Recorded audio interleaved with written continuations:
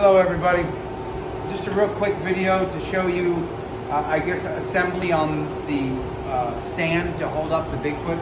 It's reversible, so what I mean by that is you can turn Bigfoot either direction the way I have it set up.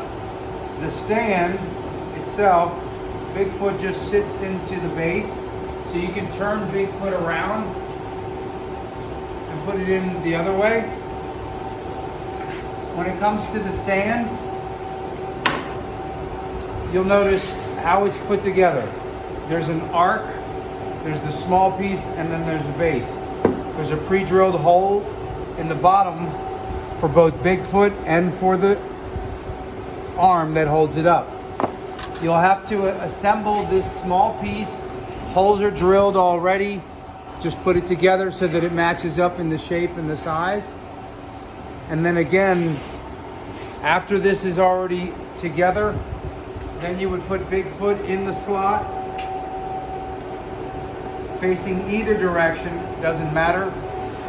I would then put the 2 screws into the back of Bigfoot and then just tilt it up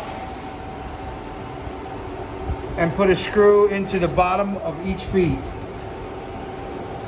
You're not aiming at the bottom. Okay, so here and here.